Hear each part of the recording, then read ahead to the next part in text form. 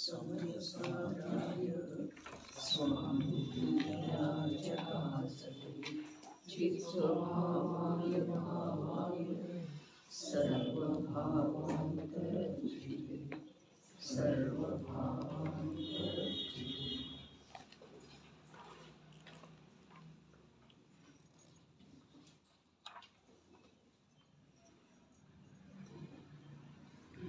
समय सार ಪರಮಾಗಮನ ಮೇಲೆ ಆಚಾರ್ಯ ಶ್ರೀ ಅಮೃತಚಂದ್ರ ದೇವ ವಿರಚಿತ ಆತ್ಮಖ್ಯಾತಿ ಟೀಕೆಯ ಮಧ್ಯದೊಳಗೆ ಉದಿಸಿ ಬಂದಿರುವಂಥ ಕಲಶಗಳ ಮೇಲೆ ರಾಜಮಲ್ಜಿ ಪಾಂಡೆಯವರು ಬರೆದಿರುವ ಬಾಲಬೋಧಿನಿ ನಾಮಕ ಟೀಕೆಯ ಸ್ವಾಧ್ಯಾಯ ನಡೆದಿದ್ದೇ ಇದೆ.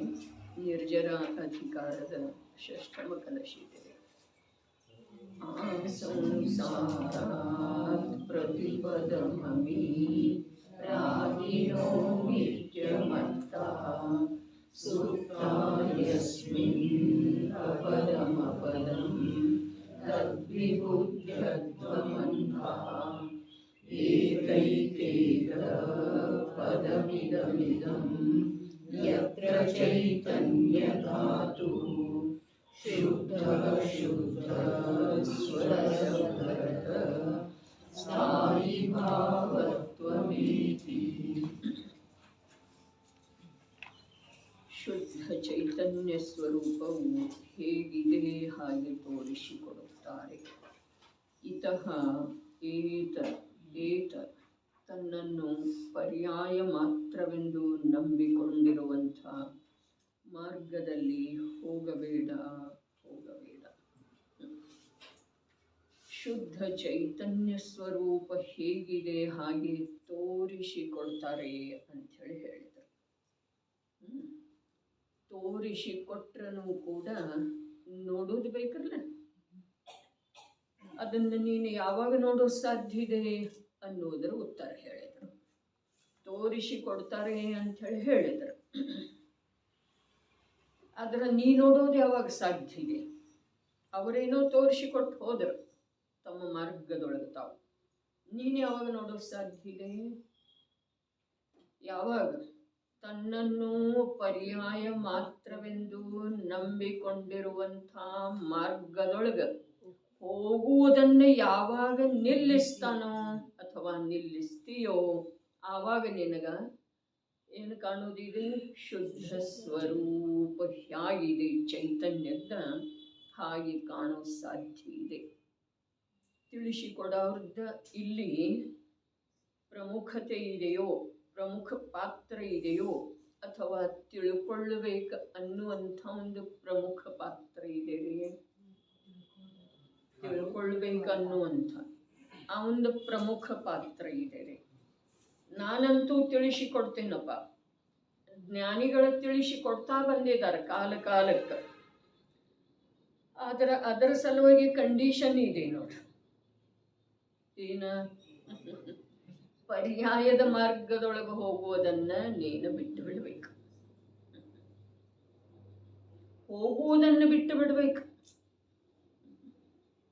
ಪರ್ಯಾಯದ ಮಾರ್ಗವನ್ನ ನೋಡಬೇಡ ಅಂತ ಹೇಳಲಿಲ್ಲ. ಪರ್ಯಾಯದ ಮಾರ್ಗದ ಕಡೆಯ ದೃಷ್ಟಿಯನ್ನು ತೆಗೆದು ಹಾಕು ಅಂತ ಹೇಳಲಿಲ್ಲ. ಆದ್ರೆ ಪರ್ಯಾಯವನ್ನೇ ತಾನು ಅಂಥೇಳಿ ನಂಬಿಕೊಂಡ ಆಗುವ ಪರಿಣಾಮನ ಇದೆಯಲ್ಲ, ಅದನ್ನು ಬಿಟ್ಟುಬಿಡ. ಹೋಗಬೇಡ. 2 ಸಲ ಹೇಳಿದ್ದಾರೆ. 2 ಸಲ ಹೇಳುವುದರೊಳಗ ಏನು ಅರ್ಥ ಇದೆ ಅನ್ನೋದು ಇದೇ ಕಲಶದೊಳಗೆ ಮೊದಲು ಹೇಳಿದ್ದಾರೆ. ಏನು? ಸರ್ವಥಾ ಅಂತ ಹೇಳಿದ್ದಾರೆ. ಜೀವದ ಸ್ವರೂಪ ಅಲ್ಲ, ಸರ್ವಥಾ ಅಲ್ಲ. ಯಾವುದ? 4 ಗತಿ, ಶುದ್ಧ ಅಥವಾ ಅಶುದ್ಧ ರಾಗರೂಪದ, ಶುಭ ಅಥವಾ ಅಶುಭ ರಾಗರೂಪದಿಂದ ಪರಿಣಮನ, ಸುಖ ದುಃಖದ ಅನುಭವ, ಅದು ಜೀವದ ಸ್ವರೂಪ ಅಲ್ಲ ಅಂಥೇಳಿ ಹೇಳಿದ್ದಾರೆ. 2 ಸಲ ಹೇಳಿದರ ಅರ್ಥ ಅಲ್ಲೇನು ಮಾಡಿದ್ರು? ಸರ್ವಥಾ ಅಲ್ಲ. ಹಾಗಾದರೆ ಇಲ್ಲೂ 2 ಸಲ ಹೇಳುವುದರ ಅರ್ಥ ಏನ? ಸರ್ವಥಾ ಹೋಗಬೇಡ, ಸರ್ವಥಾ ಹೋಗಬೇಡ. ಏನಿದೆ ನಾವು ಮಕ್ಕಳಿಗೆ ಹೇಳ್ತೇವೇನಿಲ್ಲ, ಮಾಡಬೇಡ, ಮಾಡಿದಂದ್ರೆ ನೋಡು, ಮಾಡಬೇಡ ಮಾಡಬೇಡ ಅಂತ ಹೇಳ್ತಾ ಇದ್ದೇನೇನಿಲ್ಲ.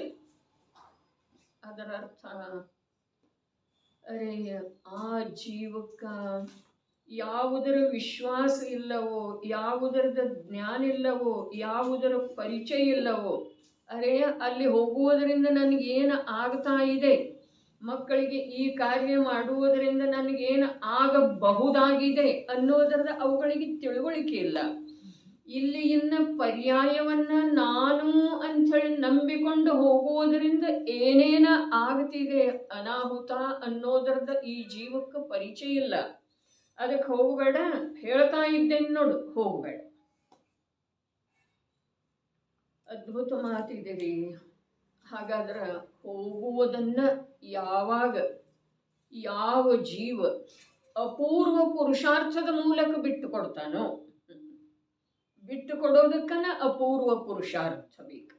ಈ ಮೊದಲೆಂದೂ ಪೂರ್ವದೊಳಗ ಅಂಥ ಪುರುಷಾರ್ಥ ಆಗಿಲ್ಲ. ಏನ ಪರ್ಯಾಯ ಮಾತ್ರದೊಳಗ ತನ್ನತನದ ಅನುಭವ ಮಾಡದೇ ಇರುವಂಥ ಪುರುಷಾರ್ಥ ಈ ಮೊದಲ ಎಂದೂ ಆಗಿಲ್ಲ. ಈಗ ಆ ಪ್ರಕಾರದ ಪುರುಷಾರ್ಥ ಮಾಡಿದ ಅಂತಂದ್ರ ಮತ್ತಲ್ಲಿ ಜ್ಞಾನಿ ಗುರುಗಳ ಅವನಿಗೆ ಕಾಣುವುದಿಲ್ಲ. ಏನ ಅಲ್ಲಿ ಜ್ಞಾನಿ ಗುರುಗಳು ಇದಾರನರಿ? ಅವ ಅಲ್ಲಿ ಹೋಗುವುದನ್ನು ಬಿಟ್ಟ ಅಂತಂದ್ರ ಹೋಗಬೇಡ ಹೋಗಬೇಡ ಅಂತ ಹೇಳಿದ ಮೇಲೆ ಆತ ಅಪೂರ್ವ ಪುರುಷಾರ್ಥದಿಂದ ಅವರು ಹೇಳಿದ ಮಾತ್ರಕ್ಕೆ ಬಿಡೋ ಸಾಧ್ಯ ಇಲ್ಲ. ಅವರು ಸರ್ವಥಾ ಹೋಗಬೇಡ ಅಂದಿದರು ಅಂಥೇಳಿ ಹೋಗದೇ ಇರುವುದಕ್ಕೆ ಸಾಧ್ಯ ಇಲ್ಲ.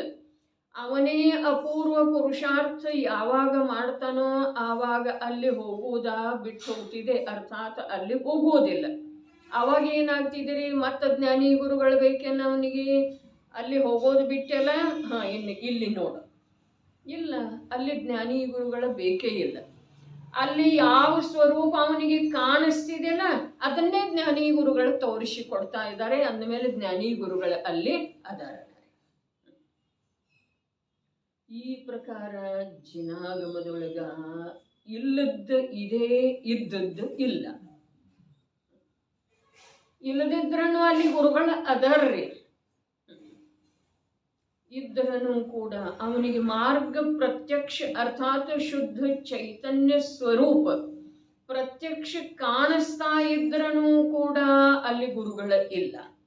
ಅದು ಕಾಣಿಸ್ತಾ ಇದೆ, ಅದು ಗುರುಗಳ ಆಜ್ಞೆ ಅನುಸಾರನೇ ಕಾಣಿಸ್ತಾ ಇದೆ ಅಂದಮೇಲೆ ಆಜ್ಞೆ ಇದೆ, ಆಜ್ಞೆಯನ್ನ ಮನ್ನಿಸಿದಾನೆ, ಆಜ್ಞೆಯೇ ಗುರುವಿನ ಆರೋಪ ಮಾಡಿ ಗುರುಗಳ ಅಲ್ಲಿ ಇದ್ದಾರೆ ಅಂಥೇಳಿ ಕೂಡ ಹೇಳಬಹುದಾಗಿದೆ.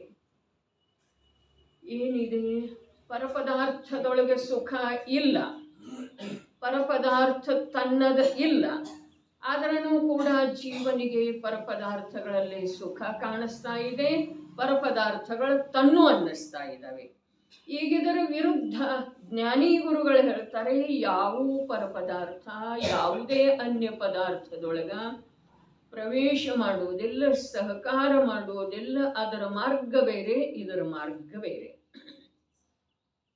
ಅರೆ ಒಂದಿಷ್ಟು 6 ದ್ರವ್ಯಗಳ ಸ್ವರೂಪದ ಅವುಗಳ ಸ್ವರೂಪದ ಹತ್ತಿರ ಹೋಗಿ ವಿಚಾರ ಮಾಡಿದ ನಂತರ ಒಂದು ಪುದ್ಗಲ ಪರಮಾಣುವಿನ ಸಲುವಾಗಿ ಸಜಾತೀಯವಾದಂಥ ಅನಂತಾನಂತ ಪುದ್ಗಲ ಪರಮಾಣುಗಳ, ಅನಂತ ಪುದ್ಗಲ ಸ್ಕಂಧಗಳ, ಧರ್ಮ ಅಧರ್ಮ ಆಕಾಶ ದ್ರವ್ಯಗಳ, ಅನಂತ ಜೀವ ದ್ರವ್ಯಗಳ, ಅಸಂಖ್ಯ ಕಾಲಾನುಗಳ ಅದಾವೇನ್ರಿ ಒಂದು ಪರಮಾಣುವಿನ ದೃಷ್ಟಿಯೊಳಗ? ಏನು ಹೇಳ್ತು ತಿಳಿಲಿಲ್ಲೇನ್ರಿ? ವಸ್ತುವಿನ ಸಮೀಪ ಹೋಗಿ ವಿಚಾರ ಮಾಡಿದ ನಂತರ, ಒಂದು ಪರಮಾಣುವಿನ ಹತ್ತಿರ ಹೋಗಿ ವಿಚಾರ ಮಾಡಿದ ನಂತರ ಆ ಪರಮಾಣುವಿನ ಸಲುವಾಗಿ ವಿಶ್ವದೊಳಗಿರುವಂಥ ಅನಂತ ಅನಂತ ಪರಮಾಣುಗಳ ಅದಾವೇನ? ಅನಂತ ಅನಂತ ಸ್ಕಂಧಗಳ ಅದಾವೇನ? ಅನಂತ ಜೀವಗಳ ಅದಾವೇನ? ಧರ್ಮ ಅಧರ್ಮ ಆಕಾಶ ದ್ರವ್ಯಗಳ ಅದಾವೇನ?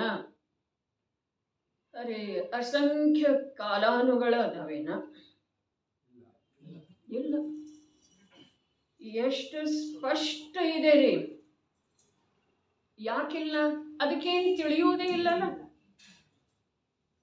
ತಿಳಿಯುವುದಿಲ್ಲ ಅಂಥೇಳಿ ಇಲ್ಲವೋ, ಅಥವಾ ಅದರ ಸ್ವರೂಪದೊಳಗೆ ಅದು ಈ ರೀತಿ ನಿಮಗ್ನ ಇದೆಯಲ್ಲ, ಇನ್ನೊಂದು ಯಾವ ಪರದ ಅಸ್ತಿತ್ವವನ್ನ ನೋಡುವ ಸಲುವಾಗಿ, ಒಪ್ಪುವ ಸಲುವಾಗಿ ಅದಕ್ಕೆ ಸಮಯನೇ ಇಲ್ರಿ. ಹೌದೇನಿಲ್ರಿ? ಅದೇ ಪ್ರಕಾರ ಧರ್ಮದ ಸಲುವಾಗಿ ಅಧರ್ಮ, ಆಕಾಶ, ಕಾಲ, ಅನಂತಾನಂತ ಪುದ್ಗಲ, ಅನಂತ ಜೀವ ಇಲ್ಲ.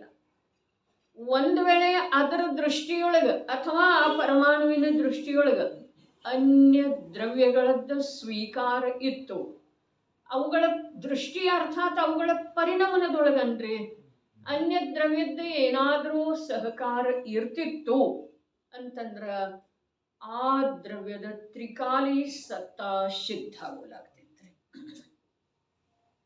ಒಂದು ಮಾತು. ಎರಡನೇದ, ಆ ದ್ರವ್ಯದ ನಿರಂತರದ ಯಾವ ನಿರಪೇಕ್ಷ ಪರಿಣಾಮನ ಇದೆಯೋ ಅದರ ಸಿದ್ಧಿ ಕೂಡ ಹೇಗೆ ಮಾಡೋದ್ರಿ? ಆಗ್ತಾನೆ ಇರಲಿಲ್ಲ. ಹಾಗಾದರೆ ಈ ಪ್ರಕಾರ ಒಂದು ಪರಮಾಣುವಿನ ಸಲುವಾಗಿ ವಿಶ್ವದ ಅನ್ಯ ಯಾವ ದ್ರವ್ಯ ಇಲ್ಲ. ಒಂದು ಅಖಂಡ ಯಾವುದು ಲೋಕಾಕಾಶ ಪ್ರಮಾಣ ಇದೆಯೋ, ಏನ ಧರ್ಮದ್ರವ್ಯ ಅಧರ್ಮದ್ರವ್ಯ, ಅವುಗಳ ಸಲುವಾಗಿ ಅನ್ಯ ಯಾವ ದ್ರವ್ಯ ಇಲ್ಲ. ವಿಷಯ ಯಾವುದರ ಸಲುವಾಗಿ ಹೇಳ್ತಾ ಇದೆ ಅದು ಲಕ್ಷ್ಯಕ್ಕೆ ಬರಬೇಕಾಯ್ತು ಅಂತಂದ್ರ ಆ ವಿಷಯದ ಜೊತೆಗೆ ನಮ್ಮ ಜ್ಞಾನವನ್ನ ಏಕ ಮಾಡಬೇಕಾಗೋದ್ರೆ, ಒಂದು ಕಾಲಾಣುವಿನ ಜೊತೆಗೆ ಅನಂತ ಆಕಾಶದ ಜೊತೆಗೆ ಯಾವ ಅನ್ಯ ದ್ರವ್ಯದ ವಿದ್ಯಮಾನತೆಯ ಅವಶ್ಯಕತೆಯೇ ಇರದೇ ಇರುವಂತಹ ಸ್ವಭಾವ, ಸ್ವಯಂಭೂ ಸ್ವಭಾವ ಅದರದ್ದು ಇದೆ. ಹೀಗಿರುವ ವೇಳೆದೊಳಗ ಜೀವದ ದೃಷ್ಟಿಯೊಳಗ ಅನಂತ ಅನಂತ ಪುದ್ಗಲಗಳ ಅನೇಕ ಜೀವಗಳ ಯಾಕಿದ್ದಾರೆ ಹೇಳ್ರಿ? ವಸ್ತುವಿನ ಹತ್ತಿರ ಹೋಗಿ ನೋಡಿದ ನಂತರ ಅವು ಯಾವಕ್ಕೂ ಅನ್ಯ ದ್ರವ್ಯದ ಅಸ್ತಿತ್ವನ ಸತ್ತಾನ ಇಲ್ರಿ. ಹಾಗಾದ್ರೆ ನನ್ನ ಸಲುವಾಗಿ ಇತರ ಜೀವಗಳ ಅನೇಕಾನೇಕ ಪುದ್ಗಲಗಳ ಯಾಕಿದವ್ರಿ? ಜ್ಞಾನ ಇದೆ ಅಂತ ಹೇಳೇನ್ರಿ? ಪರ್ಯಾಯ ಮಾತ್ರ ತಿಳಿದಿಲ್ಲ. ಅದಕ್ಕೆಲ್ಲ ನಮಗೆ ದೃಷ್ಟಿ ಅನಾದಿ ಕಾಲದಿಂದ ಪರದ ಕಡೆಗೆ ಇದೇ ಪರ್ಯಾಯದೊಳಗೆ ನಿಮಗ್ನ ಇದೆ, ನಂಬಿಕೆ ಇದೆ ರೀ. ಅದ ಇಲ್ಲಿಯವರೆಗೆ ಏನು ಹೇಳಿತು ಅದೇ ಪ್ರಕಾರ ಸರ್ವಜ್ಞ ಭಗವಂತರ ಹೇಳಿರುವಂಥ ನೋಡಿರುವಂಥ ವಾಸ್ತವಿಕ ನನ್ನ ಸ್ವರೂಪ ಏನಿದೆಯೋ ಆ ಪ್ರಕಾರ ಆ ಸ್ವರೂಪದ ಹತ್ತಿರ ಹೋಗಿ ನೋಡಿದ ನಂತರ ನನ್ನ ಸಂಸಾರಕ್ಕ, ನನ್ನ ರಾಗದ್ವೇಷ ರೂಪದ ಪರಿಣಾಮಕ್ಕ, ಬಂಧ ರೂಪದ ಪರಿಣಾಮಕ್ಕ ಅನ್ಯ ಚೇತನ ಅಚೇತನಗಳದ ಪಾತ್ರ ಎಷ್ಟಿದೆ ರೀ? ಎಷ್ಟಿದೆ? ವಸ್ತುವಿನ ಹತ್ರ ಅರೆ ಸರ್ವಜ್ಞ ಪ್ರಭು ಯಾವ ಪ್ರಕಾರ ನೋಡಿದಾರೋ ಈ ಮಾತ ಬಿಡುವುದಿಲ್ಲ. ಸರ್ವಜ್ಞ ಪ್ರಭು ಯಾವ ಪ್ರಕಾರ ನನ್ನನ್ನ ವಸ್ತು ರೂಪದಿಂದ ನೋಡಿದಾರೋ ಅಥವಾ ಅವರು ನೋಡಿರುವ ವಸ್ತುವಿನ ವಿಚಾರ ಮಾಡಿದ ನಂತರ, ಅವರು ಹೇಳಿರುವ ಪ್ರಕಾರ ಶ್ರದ್ಧೆ ಮಾಡಿದ ನಂತರ, ಅಥವಾ ವಾಸ್ತವದಲ್ಲೇನ ನಾನು ಹೇಗಿದ್ದೇನೆ ಹಾಗೆ ನೋಡಿದ ನಂತರ ನನ್ನ ಸುಖ ದುಃಖ ರಾಗ ದ್ವೇಷಗಳಿಗೆ ಯಾವ ಯಾವ ಪರದ್ರವ್ಯಗಳ ಎಷ್ಟು ಪಾತ್ರ ವಹಿಸ್ತವೆ ಅಥವಾ ಎಷ್ಟು ಪಾತ್ರ ಇದೆ.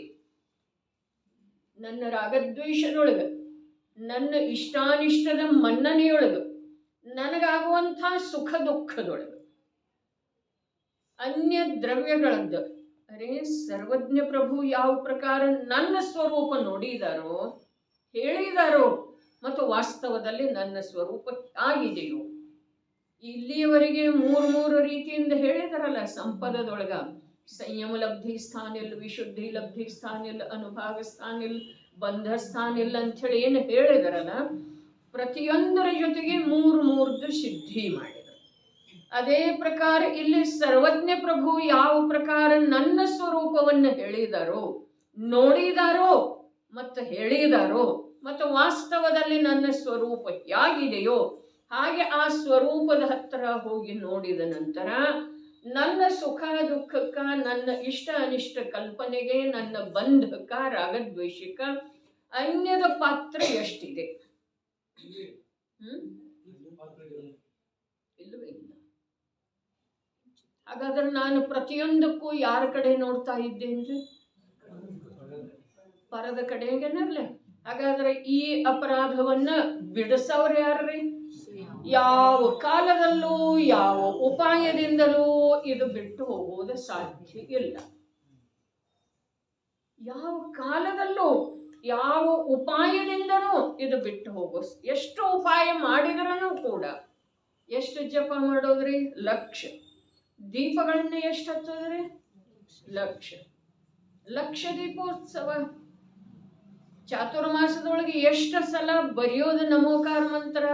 ಪ್ರಾರಂಭಕ್ಕೆ ನಾವು ಹೋದೇವಲ್ಲ ಹಾಸನಕ್ಕ, ಅವಾಗ ಎಲ್ಲರೂ ಬುಕ್ ತೋರಿಸಿದ್ರೆ ನಾ ಇಷ್ಟು ಬರ್ತೇನೆ. ಏನಿದೆ ರೀ? ಜಪ ಬರೆಯೋದು, ನಮೋಕಾರ ಮಂತ್ರ ಬರೆಯೋದು. ಎಷ್ಟು ಉಪಾಯ ಮಾಡಿದ್ರೂ, ಯಾವ ಉಪಾಯ ಮಾಡಿದ್ರೂ ಬಿಟ್ಟು ಹೋಗುವುದಿಲ್ಲ. ಯಾಕೆ? ಅದ ಯಾವುದರದ್ದು ನನ್ನ ಸುಖ ದುಃಖದೊಳಗೆ, ನನ್ನ ಕರ್ಮಬಂಧದೊಳಗೆ, ನನ್ನ ರಾಗದ್ವೇಷದೊಳಗೆ, ನನ್ನ ಇಷ್ಟ ಅನಿಷ್ಟ ಕಲ್ಪನೆಯೊಳಗೆ ಯಾವುದರದ್ದು ಅಂಶ ಮಾತ್ರನೂ ಪಾತ್ರ ಇಲ್ಲಂದ ಮೇಲೆ,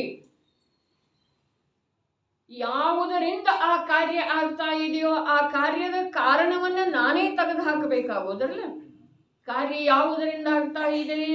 ಪರದ ಕಡೆಗೆ ನೋಡುವುದರಿಂದ, ಪರ್ಯಾಯದ ಕಡೆಗೆ ನೋಡುವುದರಿಂದ. ಅರೆ, ಪರದ ಕಡೆಗೆ ನೋಡುವುದೇ ನನ್ನ ಸ್ವಭಾವ ಅಂಥೇಳಿ ತಿಳಿದಿದೆ ಅಂದ್ರೆ, ಅದರಿಂದ ಆಗ್ತಾ ಇದೆ ನನಗೆ ದುಃಖ ರೇ, ಅದರಿಂದ ಆಗ್ತಾ ಇದೆ ನನಗೆ ಕರ್ಮಬಂಧ, ಅದರಿಂದ ಆಗ್ತಾ ಇದೆ ನನಗೆ ಆಭಾಸ ರೂಪದ ಸುಖ, ಅದರಿಂದ ಆಗ್ತಾ ಇದೆ ನನಗೆ ನಿರಂತರ ರಾಗದ್ವೇಷ ರೂಪದ ಇಷ್ಟ ಅನಿಷ್ಟ ರೂಪದ ಆಕುಲತೆ.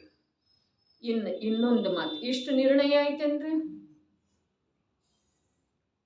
ಈಗ ಯಾವುದಾದ್ರೂ ಪರಪದಾರ್ಥದ ಮೇಲೆ ಅಥವಾ ಕರ್ಮದ ಮೇಲೆ ನಾನೇ ಮಾಡಿದ ಕರ್ಮ ನಾನೇ ಭೋಗಿಸಬೇಕಾಗಿದೆ ಅನ್ನುವುದನ್ನೆಲ್ಲ ಆಗಮದ ಮೂಲಕ ನಾವು ಕಲ್ತೇವ್ರಿ. ಹೌದ್ರೇನು? ಮತ್ತು ಶುಭ ಭಾವ, ಒಳ್ಳೆ ಭಾವ ಮಾಡುವುದರಿಂದ ಸುಖ ಆಗ್ತಿದೆ ಅನ್ನೋದನ್ನು ಆಗಮದೊಳಗೆ ಅಥವಾ ಉಪದೇಶಕರ ವ್ಯವಹಾರ ಕಥನದ ಮೂಲಕ ಕೇಳಿ ತಿಳ್ಕೊಂಡೇವ್ರಿ. ಆದ್ರೆ ಇವು ಎರಡೂ ವ್ಯವಹಾರ ಕಥನದ ಮೂಲಕ ಆಗಮ ಅಥವಾ ಗುರುವಿನ ಮಾಧ್ಯಮದಿಂದ ನಾವು ತಿಳಿದೇವೆಯೋ ಅಥವಾ ಆ ಪ್ರಕಾರದ ತಿಳುವಳಿಕೆ ನಮ್ದು ಮೊದಲಿನಿಂದ ಇದೆ ರೀ? ಮೊದಲಿನಿಂದ ಅಂದ್ರೆ ಎಲ್ಲಿಂದ ರೀ? ನಿಗೋಧದಿಂದ. ಹಾಗಾದ್ರೆ ನಿಗೋಧದಲ್ಲಿ ಕೂಡ ಶುಭ ಭಾವದಿಂದ ಹಿತ ಅನ್ನುವಂಥ ಅಭಿಪ್ರಾಯ ನನ್ನಲ್ಲಿ ಇತ್ತು. ಹೇಗಿತ್ತು ಅಲ್ಲಿ? ಶುಭ ಅಂದ್ರೆ ಏನು ಗೊತ್ತಿಲ್ಲ.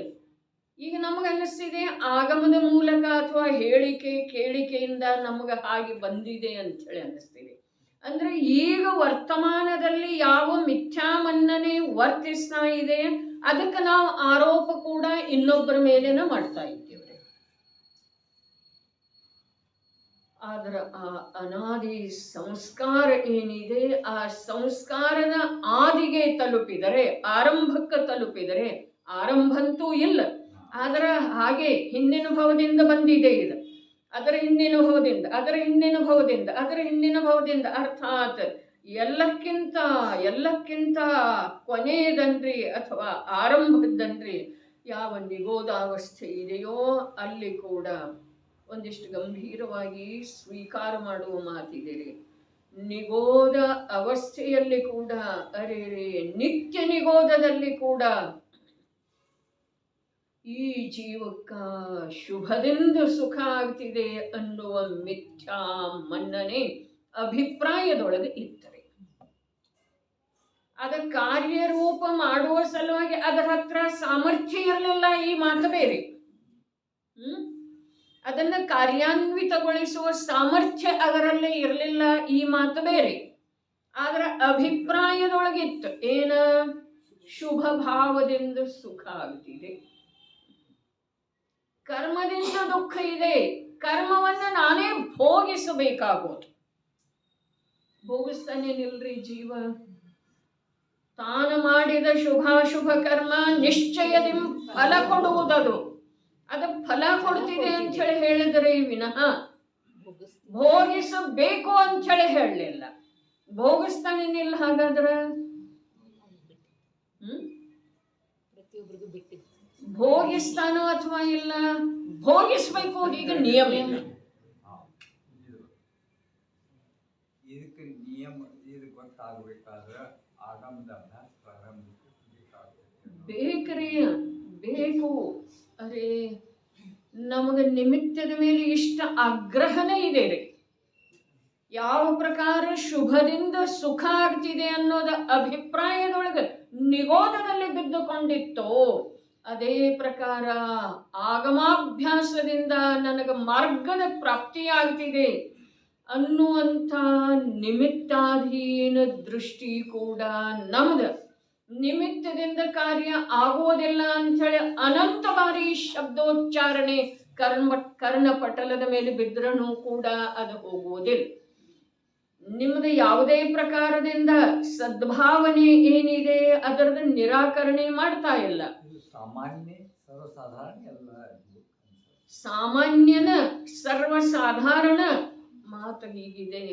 ಅರೆ ನಿನ್ನೆ ಹೇಳಿದ್ದಿತ್ತರೆ ಕೊನೆಗೊಂದು ಮಾತ ಏನ, ಯಾರ ಕೇವಲ ಪತ್ನಿ ಪುತ್ರ ಧನ ಸಂಪಾದನೆ ವ್ಯಾಪಾರ ಉದ್ಯೋಗ ಮತ್ತು ಅರ್ಥಾತ್ ಸಂಪಾದನೆ ಮಾಡುವುದರೊಳಗ ಮತ್ತು ಭೋಗಿಸುವುದರೊಳಗ ಸಂಪೂರ್ಣ ತಮ್ಮ ಜೀವನವನ್ನ ವ್ಯತೀತ ಮಾಡ್ತಾ ಇದ್ದಾರೋ ಅವರಿಗೆ ನೀನು ಮಂದಿರಕ್ಕೆ ಹೋಗು, ಸ್ವಾಧ್ಯಾಯ ಮಾಡು, ದಾನ ಕೊಡು, ಪೂಜೆಯೊಳಗೆ ಭಾಗವಹಿಸು ಅಂಥೇಳಿ ಪ್ರಾರಂಭದ ಭೂಮಿಕೆಯೊಳಗೆ ಹೇಳಲಿಕ್ಕೆ ಬೇಕೋ ಅಥವಾ ಬೇಡ?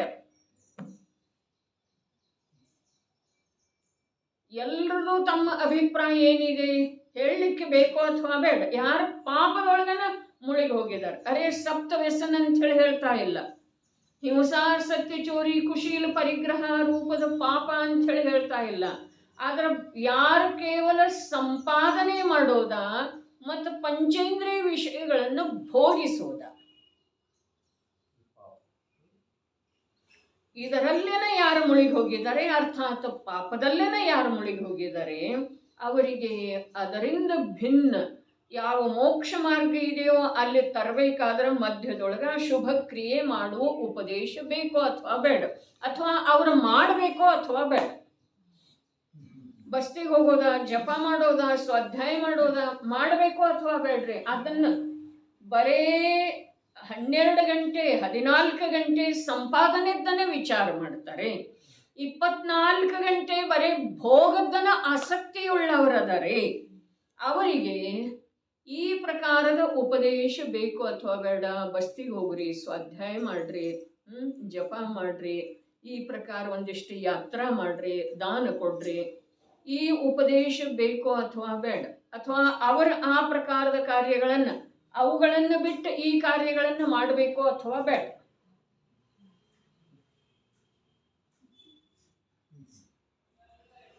ಮಾಡಬೇಕು ಅಥವಾ ಬೇಡ? ಮೋಕ್ಷ ಮಾರ್ಗದೊಳಗೆ ಬರಬೇಕಾದ್ರೆ ಅಶುಭದಿಂದ ಏನು ಬರೋದು ಸಾಧ್ಯ ಇಲ್ಲಲ್ಲ. ಅಂದ್ರೆ ಅವರು ಶುಭದೊಳಗೆ ಬರಬೇಕು ಅಥವಾ ಬೇಡ? ಅವರಿಗೆ ಶುಭದೊಳಗೆ ತರುವ ಉಪದೇಶ ಮಾಡಬೇಕು ಅಥವಾ ಬೇಡ?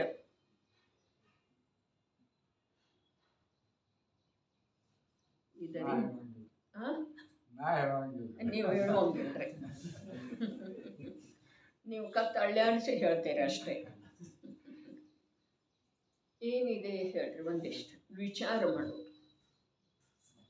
ಅರೆ ಅಶುಭದಿಂದ ಬಿಡುಗಡೆ ಹೊಂದುವ ಸಲುವಾಗಿ, ಶುಭದೊಳಗೆ ಪ್ರವೃತ್ತಿ ಮಾಡುವ ಸಲುವಾಗಿ ಈ ಜೀವಕ್ಕೆ ಯಾವ ಉಪದೇಶನೂ ಬೇಕಿಲ್ಲ. ಒಂದು ಮಾತು ಅದಕ್ಕೆ ರೂಢಿನೇ ಇದೆ ರೀ. ಅಶುಭದಲ್ಲಿ ನಿರಂತರ ಇರೋದು ಸಾಧ್ಯನೇ ಇಲ್ಲ. ಜೀವ ಯಾರೂ ಉಪದೇಶ ಹೇಳುವ ಅವಶ್ಯಕತೆ ಇಲ್ಲ. ಇದು ಒಂದು ಮಾತು. ಎರಡನೇದರ ಉತ್ತರ, ಆ ಜೀವ ಅದನ್ನ ಬಿಟ್ಟು ಇದನ್ನು ಮಾಡಿದರ ಅಥವಾ ಮಾಡಬೇಕು ಅಥವಾ ಬೇಡ ಅಂತ ಹೇಳಿ ಕೇಳಿತು. ಮಾಡಬೇಕು ಅನ್ನುವ ಮಾತನ ಇಲ್ಲ. ಅದನ್ನು ಬಿಟ್ಟು ಇದನ್ನು ಬಿಟ್ಟು ಅದನ್ನ ಮಾಡ್ತಾನೆ ಇದ್ದಾನೆ. ಆದ್ರೆ ಅದನ್ನು ಬಿಟ್ಟು ಇದನ್ನು ಮಾಡಿದ ನಂತರ ಅವನಿಗೆ ಮೋಕ್ಷ ಮಾರ್ಗ ಸಿಗುತ್ತಿದೆ ಅನ್ನೋದೇನು ನಿರ್ದಿಷ್ಟ ಇಲ್ಲ. ಹೀಗಿದ್ದ ಕಾರಣ ಅದೇ ನಾನು ಎಂದಿನಿಂದ ಜಿನವಾಣಿಯ ಕುರಿತಾಗಿ ಒಂದಿಷ್ಟ ಹೇಳುವಂಥ ಧೈರ್ಯ ಮಾಡಿದೇನೋ ಎಂದಿನಿಂದ ಅಂದಿನಿಂದ ಹೇಳ್ತಾ ಬಂದಿದ್ದೇನೆ. ಸ್ವಾಧ್ಯಾಯದ ಬಗ್ಗೆ, ಸ್ವಾಧ್ಯಾಯ ಮಾಡೋದು, ವಾಚನ ಮಾಡೋದು ಎಷ್ಟು ಅಧಿಕ ಸಾಧ್ಯತೆಯೋ ಅಷ್ಟ ಗ್ರಂಥದ ಅವಲೋಕನೆ, ಅಧ್ಯಯನ, ವಾಚನ, ಪಠನ, ಚಿಂತನ, ಮನನ ಮಾಡೋದಂಥೇಳಿ ಹೇಳ್ತಾ ಬಂದಿದ್ದೇನೆ. ಆದರೆ ಅದರಿಂದ ಕಾರ್ಯ ಆಗುವುದ ನಿಯಮ ಇಲ್ಲ. ಅದರಿಂದ ಕಾರ್ಯ ಆಗುವುದರ ನಿಯಮ ಇಲ್ಲ. ಭಗವಂತರ ಅಂದ್ರೆ ವಾಣಿ ನಿಯಮ ಸಾರನು ಬರಲಿತ್ತು ಆಚಾರ್ಯ ನಿಯಮ ಇಲ್ಲ. ಇದರ ಅದೇ ರೀ ಅಂದ್ರ ನೋಡ್ರಿ ಅಣ್ಣ, ನಮ್ಮದ ಆಗ್ರಹ ಪಕ್ಷಾತಿಕ್ರಾಂತ ಆದ ನಂತರ ಶುದ್ಧಾತ್ಮ ರೂಪದ ಸಮಯ ಸಾರ ತಿಳಿದು ಬರಮದನ್ರಿ. ಪಕ್ಷ ಯಾವುದರದ ಶುಭದಿಂದ ಕಾರ್ಯ ಆಗ್ತಿದೆ, ಶುಭ ಅನುಕೂಲ ಇದೆ, ಶುಭ ಮಾಡ್ತಾ ಮಾಡ್ತಾ ನನಗೆ ಮೋಕ್ಷ ಮಾರ್ಗದ ಉಪಲಬ್ಧಿ ಆಗ್ತಿದೆ. ಇದು ಒಂದು ಪಕ್ಷ. ಇನ್ನೊಂದು ಪಕ್ಷ ನಮ್ಮಲ್ಲೇ ದೃಢವಾಗಿ ಇದೆ. ಏನ? ದೇವಶಾಸ್ತ್ರ ಗುರುವಿನಿಂದ ನನಗ ನನ್ನ ದೃಷ್ಟಿಯ ಪರಿವರ್ತನೆ ಮಾಡಿಕೊಳ್ಳುವುದರೊಳಗೆ ಅನುಕೂಲ ಆಗ್ತಿದೆ. ವ್ಯವಹಾರದ ಕಥನ 1000 ಬಾರಿ ಅನಂತ ಬಾರಿ ಆಗಮದೊಳಗ ಹಾಗೆ ಇದ್ರನೂ ಕೂಡ ನೋಡ್ರಿ, ನಿಮಿತ್ತದಿಂದ ದೇವನಿಂದ ಗುರುವಿನಿಂದ ಶಾಸ್ತ್ರದಿಂದ ಕಾರ್ಯ ಆಗುವುದಿಲ್ಲ. ಆದ್ರ ಕಾರ್ಯ ಆಗುವುದೊಳಗ ಯಾವುದು ಉಪಸ್ಥಿತ ಇತ್ತೋ ಅದರ ಜ್ಞಾನ ಮಾಡಿಸುವ ಸಲುವಾಗಿ ಆ ನಿಮಿತ್ತದ ಕಥನ ಆಗಮದೊಳಗ ಬಹಳಷ್ಟು ಇದೆ ರೀ. ಅರೆ ನೋಡ್ರಿ, ಬುದ್ಧಿಯೊಳಗ ಈ ರೀತಿ ಸ್ಥಿರ ಆಗಬೇಕು. ಜಯಚಂದ್ ಚಾವಡ ಹೇಳಿದ್ರ, ಮೋಕ್ಷ ಮಾರ್ಗ ಪ್ರಕಾಶಕದೊಳಗ ಪಂಡಿತ್ ಟೋಡರಮಲ್ಲ ಹೇಳಿದ್ರ, ಜ್ಞಾನಿಗಳು ಹೆಚ್ಚು ಕಡಿಮೆ ಹೇಳ್ತಾನ ಬಂದ್ರ, ಈ ಜೀವಕ್ಕ ವ್ಯವಹಾರದ ನಿಮಿತ್ತದ ಅನಾದಿ ಕಾಲದ ಸಂಸ್ಕಾರ ಇದೆ. ಅದು ಸುಲಭನೂ ಇದೆ. ಈಗೇನು ಬಂತ ಕಥನ, ಈ ಮಾತುಗಳು ಕಠಿಣವೆನಿಸುತ್ತವೆ. ಅದರ ಸಲುವಾಗಿ ಭಗವಂತರ ಸ್ತುತಿ ಮೊದಲಾದವುಗಳನ್ನ ಮಾಡಿ ಕಠಿಣ ಅನಿಸುತ್ತವೆ, ಅಲ್ಲ ಅರುಚಿಕರವೆನಿಸುತ್ತವೆ. ಈ ಮಾತುಗಳು ಅರುಚಿಕರ ಅನಿಸುವುದರಿಂದ ಭಗವಂತರ ಸ್ತುತಿ ಪೂಜೆ ಮಾಡಿ ಸಾಮಾನ್ಯ ಜನರ ಸಂತುಷ್ಟ ಆಗ್ತಾರೆ. ಅಲ್ಲಿ ನಮ್ಮದು ಚರ್ಚೆ ಏನು ವಿಷಯ ಬುದ್ಧಿಯೊಳಗೆ ತಂದುಕೊಳ್ತಾ ಇದ್ದೇವೆ. ಈ ಜೀವಕ್ಕ ವ್ಯವಹಾರದ ಅನಾದಿ ಕಾಲದಿಂದ ಪರಿಚಯ ಇದೆ, ಅದು ಸುಲಭ ಇದೆ, ಪರಸ್ಪರರಲ್ಲಿ ಅದರ ಆಚಾರ್ಯತ್ವನೂ ನಡೆಯುತ್ತಿದೆ. ಆಗಮದಲ್ಲಿ ಕೂಡ ಅದನ್ನು ಹಸ್ತಾವಲಂಬನ ಅಂತ ಹೇಳಿ ಬಹಳಷ್ಟು ಅದರ ಚರ್ಚೆ ಮಾಡಿದ್ದಾರೆ. ಇಷ್ಟೆಲ್ಲ ಉದ್ದಗೆ ಹೇಳಿದ ನಂತರ ಒಂದೇ ಒಂದು ಸಣ್ಣ ಅರ್ಧ ವಾಕ್ಯ ಹೇಳಿದರು, ಸೂತ್ರದ ಹಾಗೆ. ಏನು ಹೇಳಿದರು? ಆದರೆ ಅದರ ಫಲವು ಸಂಸಾರ. ಅರೆ, ಸಂಸಾರಿಗೆ ಸಂಸಾರ ರುಚಿಸ್ತಾ ಇದೆ. ಇದೇ ಆಗಮದ ರಹಸ್ಯ. ಸಂಸಾರಿಗೆ ಸಂಸಾರ ರುಚಿಸ್ತಾ ಇದೆ, ಅರ್ಥಾತ್ ಬಂಧ ರೂಪದ ಭಾವಗಳು ರುಚಿಸ್ತಾ ಇದ್ದಾವೆ.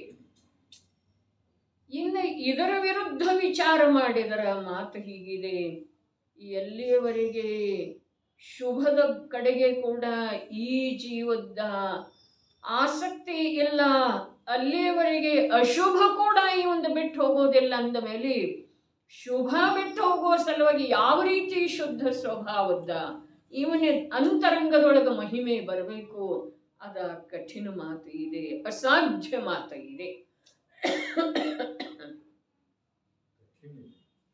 ಕಠಿಣ, ಮಹಾ ಕಠಿಣ ಇದೆ, ಮಹಾ ಸೂಕ್ಷ್ಮ ಇದೆ, ಅನಂತ ಪುರುಷಾರ್ಥದ ಮಾತಿದೆ. ಹೋಗ್ತಾ ಹೋಗ್ತಾ ಸುಲಭವಾಗಿ ಇದನ್ನು ಬಿಟ್ಟು ಅದನ್ನು ಹಿಡ್ಕೊಳ್ಳಿಕ್ಕೆ ಬರುವುದಿಲ್ರಿ. ಹಾಗೆ ನೋಡಿದ್ರ ಅದು ಸುಲಭನೇ ಇದೆ ರೀ. ಹೌದು. ಪರದ ದೃಷ್ಟಿಯನ್ನು ಬಿಡೋದ, ಸ್ವಭಾವದ ದೃಷ್ಟಿ ಮಾಡೋದ.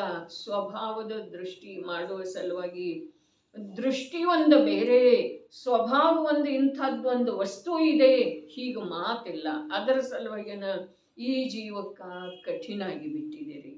ಅರೆ ಪರದೊಳಗೆ ನಾನು ಮಾಡ್ತೇನೆ, ನನ್ನೊಳಗೆ ಪರದಿಂದ ಕಾರ್ಯ ಆಗ್ತಿದೆ, ನಾನು ರಾಗರೂಪ ಇದ್ದೇನೆ, ನಾನು ಶುಭ ಭಾವರೂಪ ಇದ್ದೇನೆ, ನಾನು ಸ್ವಾಧ್ಯಾಯ ಮಾಡ್ತಾ ಇದ್ದೇನೆ, ನಾನು ಜಿನೇಂದ್ರ ಪ್ರಭುವಿನ ಉಪಾಸಕ ಇದ್ದೇನೆ, ದಿನನಿತ್ಯವೂ ಪೂಜೆ ಭಜನೆ ಭಕ್ತಿ ಸ್ತುತಿ ಮೊದಲಾದವುಗಳನ್ನು ಮಾಡದ ವಿನಃ ನನ್ನ ಜೀವನ ಇಲ್ಲವೇ ಇಲ್ಲ. ಈ ಪ್ರಕಾರ ಯಾರ್ದ ಜೀವನ ಇದೆಯೋ ಅವರು ಕೂಡ ಆ ಪ್ರಕಾರದ ಪರಾವಲಂಬಿ ಪರ್ಯಾಯದೊಳಗ ರಥ ಇದ್ದಾರೆ.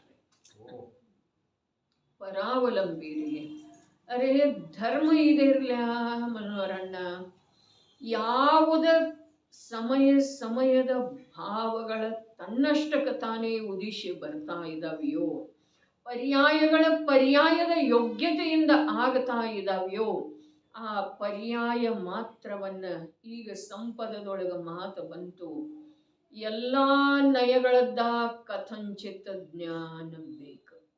ಎಲ್ಲ ನಯದ್ದಂದ್ರೆ ಏನ ಅಲ್ಲಿ ಸ್ಪಷ್ಟ ಮಾಡಿದರು, ಪರ್ಯಾಯದೊಳಗೆ ರಾಗ ಇದೆ, ಇದರದ್ದು ಜ್ಞಾನ ಬೇಕು. ಆದ್ರೆ ಆ ರಾಗ ನಾನು ಅನ್ನೋದೇನಿದೆ ಇದು ಬಿಟ್ಟು ಹೋಗ್ಲಿಕ್ಕೆ ಬೇಕು. ಆ ಪರ್ಯಾಯದೊಳಗೆ ರಾಗ ಇದೆ ಅನ್ನೋದ್ರದ ಜ್ಞಾನ ಯಾವಾಗ ಆಗೋದ? ಯಾವಾಗ ಸ್ವಭಾವ ಇವನ ದೃಷ್ಟಿಯೊಳಗ ಅನುಭೂತಿಯೊಳಗ ಬರ್ತಿದೆಯೋ ಆ ಸಮಯದಿಂದ ಅನಂತರವರ್ತಿ ಪ್ರತಿಯೊಂದು ಸಮಯದೊಳಗೆ ಇವನಿಗೆ ಪರ್ಯಾಯದೊಳಗ ಅಶುದ್ಧಿ ಇದೆಯೋ ಶುದ್ಧಿ ಇದೆಯೋ ಇದರದ ಜ್ಞಾನ ಆಗ್ತಾ ಇರೋದು.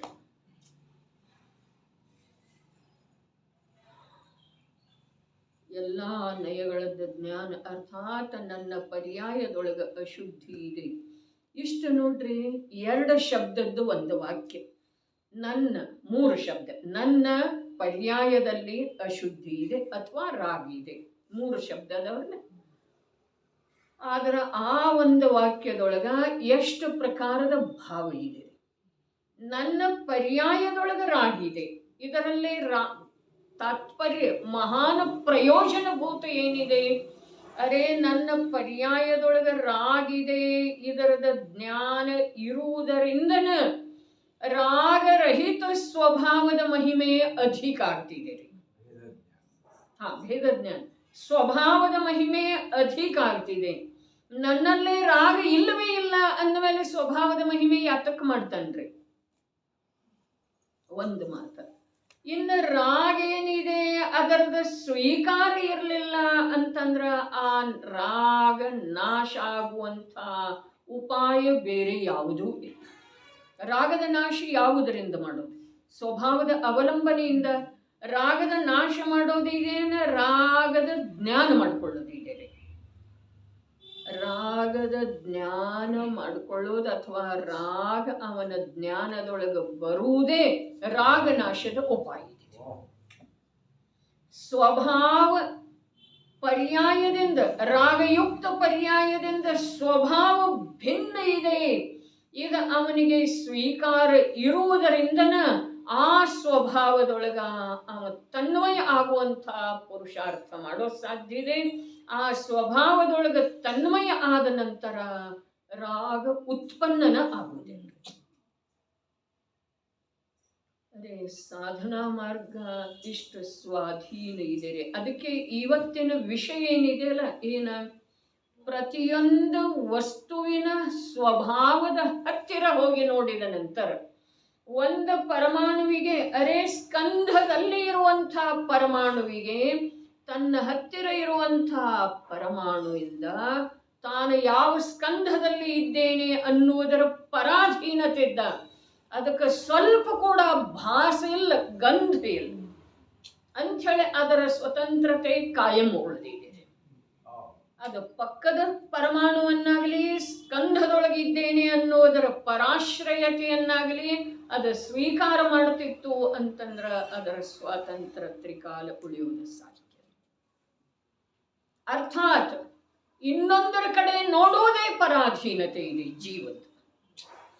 ಇನ್ನೊಂದರ ಕಡೆ ನೋಡದೆ ಇರುವಂಥ ಯಾವ ಸ್ವಾಧೀನ ನಿಧಿ ಅಥವಾ ಸ್ವತ್ತು ಏನಿದೆ,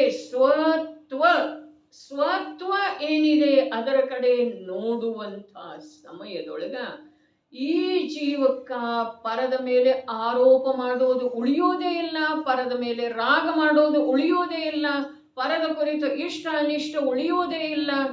ಯಾವುದೇ ಪ್ರಕಾರದಿಂದ ಪರದ ಕಡೆಗೆ ಈ ಜೀವದ ಅರ್ಥಾತ್ ನನ್ನದ ದೃಷ್ಟಿ ಹೋಗದೇ ಇರೋದೇನಿದೆ, ಇದು ನಿಜವಾಗಿ ಸ್ವರೂಪ ಸಾಧನೆ ಇದೆ, ಸುಖದ ಮಾರ್ಗ ಇದೆ, ಸರ್ವಜ್ಞರ ಅನುಸರಣೆ ಮಾಡೋದಿದೆ, ಜೈನ ಕುಲದ ನಿಜವಾಗಿ ಲಾಭ ಪಡೆಯೋದಿದೆ, ಅರೆ ಜೀವದ ಶಾಶ್ವತ ಕಲ್ಯಾಣದ ಮಾರ್ಗ ಇದೆ. ಪರದ ಕಡೆಗೆ ನೋಡೋದನೇ ಇಲ್ಲ. ಅರೆ ನೋಡುವ ಸ್ವಭಾವನ ಇದೆಯಲ್ಲ, ನೋಡುವ ತಿಳಿಯುವ ಜ್ಞಾತಾದೃಷ್ಟ ಸ್ವಭಾವ ಇದೇನಿಲ್ಲ, ಅರೆ ನೋಡೋದನೇ ಇಲ್ಲ. ಇದರ ಅರ್ಥ ಇಷ್ಟಾನಿಷ್ಟ ಬುದ್ಧಿ ಇಟ್ಟುಕೊಂಡು ನೋಡೋದು. ರಾಗದ್ವೇಷ ಉತ್ಪನ್ನ ಆಗುವ ರೂಪದಿಂದ ನೋಡುವುದಿಲ್ಲ. ಬರ್ಲಿಕ್ಕೆ ಬೇಕ ದಿನದಿಂದ ದಿನಕ್ಕೆ ಈ ಮಾತಿನ ಸ್ವೀಕಾರ ಆಗಿ ಈ ಮಾತಿನ ವಾಚ್ಯ ರೂಪದ ಯಾವ ಸ್ವಭಾವ ಇದೆಯೋ ಆ ಸ್ವಭಾವದ ನಿರ್ಣಯ ಈ ಭವದಲ್ಲೇ ಆಗಲಿಕ್ಕೆ ಬೇಕ್ರಿ. ಪರದ ಕಡೆಗೆ ನೋಡೋದನೇ ಇಲ್ಲ. ಅರೆ ಅವರು ಹಾಗೆ ಮಾಡಿದ್ರು, ಇವರು ಹೀಗೆ ಮಾಡಿದ್ರು, ಇವರು ಹೀಗಂದ್ರು, ಅವರು ಹಾಗಂದ್ರು, ಅರೆ ನಿನ್ನ ಜೀವನೆಲ್ಲ ಅದರ ಸಲುವಾಗಿ ನಷ್ಟ ಆಗಿದೆ ಅಂತ ಹೇಳಿ ಜ್ಞಾನಿಗಳ ಅನಂತ ಜ್ಞಾನಿಗಳು ಹೇಳಿದ್ರಲ್ಲ, ಅದರ ಕಡೆಗೆ ನಿನ್ನ ಗಮನ ಇಲ್ಲ. ಯಾರು ಹೇಗಂದ್ರು, ಯಾರು ಏನು ಮಾಡಿದ್ರು ಹೇಳ್ರಿ. ನನ್ನಲ್ಲೇ ಬಂದು ಯಾರೇನಂದ್ರು, ನನ್ನಲ್ಲೇ ಬಂದು ಯಾರೇನು ಮಾಡಿದ್ರು. ದೇಹ ರೋಗ ರೂಪ ಆಗಿದೆ, ವೃದ್ಧ ಆಗಿದೆ, ಎಲ್ಲಿ ಆಗಿದೆ? ದೇಹದಲ್ಲಿ ಇದೆ, ರಾಗದಲ್ಲಿ ಇದೆ, ಪರದ್ರವ್ಯದಲ್ಲಿ ಇದೆ, ಧನದಲ್ಲಿ ಇದೆ, ಹೆಸರಿನಲ್ಲಿ ಇದೆ. ಏನಿದೆ ರೀ ನನ್ನಲ್ಲೇ ಏನಿದೆ? ಬಸ್ ನಾನು ಜ್ಞಾನ ದರ್ಶನ ಮೊದಲಾದ ಅನಂತ ಅನಂತ ಅನಂತ ಅನಂತ ಅದ್ಭುತ ಶಕ್ತಿವಂತ ವಸ್ತು ಇದ್ದೇನೆ.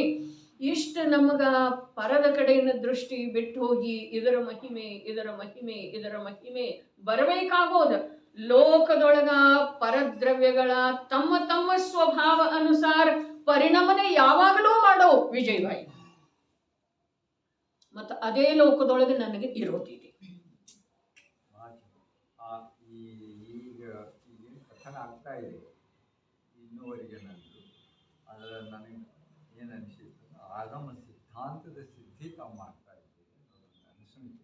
ಅದನ್ನ ಮಾಡುವುದಿದರಲ್ಲೇ ಅಣ್ಣ, ಸಿದ್ಧಾಂತದ ಸಿದ್ಧಿ ಮಾಡಲೇ ಇಲ್ಲ ಅಂಥೇಳಿನ ನಾವು ಸಿದ್ಧಾಂತದಿಂದ ಬಾಹಿರ ಉಳಿದ ಕ್ಷಣಿಕದೊಳಗ ಭ್ರಾಂತಿಯೊಳಗ ಕಲ್ಪನಾ ಮಾತ್ರದೊಳಗ ನಮ್ಮ ಜೀವನವನ್ನ ನಡೆಸ್ತಾ ಇದ್ದೇವೆ. ಏನು ಹೇಳಿತು?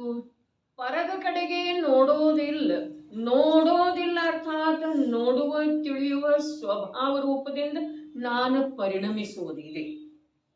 ಪರಸನ್ಮುಖ ನನ್ನ ಪರಿಣಮನೆ ಹೇಗಿರೋದ? ನೋಡುವ ತಿಳಿಯುವ ರೂಪದ ಪರಿಣಮನ ನಂದು ಇರೋದು. ಆದರೆ ಯಾವ ಪರ ವಿಶೇಷವಾಗಿ ಆಗಲಿ ಯಾವುದೇ ರೂಪದಿಂದ ಪರಕ್ಕಿಂತ ಹೆಚ್ಚಿಗೆ ಕಂಡು ಬರೋದಾಗಲಿ ಆಯಿತು ಅಂತಂದ್ರೆ ಅದು ನೋಡುವ ತಿಳಿಯೋದ ಅಲ್ಲ. ಏನು ಹೇಳ್ತು? ಪರದ ಸನ್ಮುಖ ನನ್ನ ಪ್ರವೃತ್ತಿ ಹೇಗಿರಬೇಕು? ಜ್ಞಾತಾದೃಷ್ಟ, ನೋಡುವ ರೂಪದ ತಿಳಿಯುವ ರೂಪದ ಪರಿಣಮನ. ಹಾಗಾದ್ರೆ ಆ ನನ್ನ ನೋಡುವ ತಿಳಿಯುವ ರೂಪದ ಪರಿಣಮನದೊಳಗ ಯಾವ ಪರಪದಾರ್ಥ ವಿಶೇಷವಾಗಿ ಆಗಲಿ, ಯಾವ ಪರಪದಾರ್ಥ ಸಮೂಹದಿಂದ ಮೇಲೆದ್ದು ಬಂದು ವಿಶೇಷವಾಗಲಿ ಅಥವಾ ಪರಕ್ಕಿಂತ ಅಧಿಕವಾಗಲಿ ಕಾಣಿಸ್ತು ಅಂತಂದ್ರ ಅಲ್ಲಿ ನನ್ನ ಜ್ಞಾತಾದೃಷ್ಟ ಸ್ವಭಾವ ಇಲ್ಲ. ನಮಗೆ ಯಾವ ಪರವನ್ನು ನೋಡ್ತೇವೋ ಆ ಪರ ಎಲ್ಲ ವಿಶೇಷವಾಗಿನ ಕಾಣಿಸ್ತಿದೇನಿಲ್ರಿ. ವಿಶೇಷ ಅಂದ್ರೆ ಬೆಲೆಯುಳ್ಳದ್ದ ಅಂತಲ್ಲ, ಯಾವುದೋ ಒಂದು ವಿಶೇಷ ಅರ್ಥಾತ್ ಪರಕ್ಕಿಂತ ವಿಶೇಷ ಅದುವೇ ಇದೆ ಈ ಜೀವದ ಅನಾದಿ ಕಾಲದ ಪರ್ಯಾಯ ಮಾತ್ರದೊಳಗ. ಅರೇ ಎಂಥ ವಾಕ್ಯ ಹೇಳಿದರೆ, ಯಾವ ಪರ್ಯಾಯವನ್ನು ಪಡೆಯುತ್ತದೆ ಅದೇ ರೂಪದ ಅಭಿಪ್ರಾಯವುಳ್ಳದ್ದಾಗುತ್ತದೆ. ಯಾವ ಪರ್ಯಾಯವನ್ನು ಪಡೆಯುತ್ತದೆ. ಅರೆ ಇದಕ್ಕೆ ಉದಾಹರಣೆ ಆಗಮದೊಳಗೆ ತುಂಬಿ ಹೋಗಿದವ್ರಲ್ಲ. ದೊರೆ ಇದ್ದವ ಕ್ರಿಮಿಯಾದ, ನಿಕೃಷ್ಟ ಮಾತಲ್ಲ, ನಾವಲ್ಲಿ ಇಟ್ಟು ನೋಡೋದಿದೆ ನಮ್ಮ ಜ್ಞಾನವನ್ನು. ದೊರೆ ಇದ್ದವ ಕ್ರಿಮಿಯಾದ, ಆ ವೇಳೆದೊಳಗ ಆ ರೂಪದನ ಅಭಿಪ್ರಾಯ ಬಂತು ಅಥವಾ ಇಲ್ರಿ ಅವನಿಗೆ? ಏನ್ ಆ ರೂಪದ ಇತ್ತು? ಯಾವ್ದು ಇದ್ದಲ್ಲ ದೊರೆತನದಿಂದ ಆ ರೂಪದ ಅಭಿಪ್ರಾಯ ಇರಲಿಲ್ಲ. ಈಗ ಕ್ರಿಮಿ ಆದಂದ್ಮೇಲೆ ಕ್ರಿಮಿ ರೂಪದನ ಅಭಿಪ್ರಾಯ ಬಂದು ಬಿಟ್ಟಿರ್ತಾರೆ. ಹಾಗೆ ನಮ್ಮದು ಮನುಷ್ಯ ಅಥವಾ ಜೈನ ಕುಲದ ಅಭಿಪ್ರಾಯ ಇದೆ. ಇದು ಗುಣಮೂಲ ಇಲ್ಲ, ಗುಣಮೂಲ ಇಲ್ಲ, ರೂಢಿ ಮೂಲ ಇದೆ ರೀ.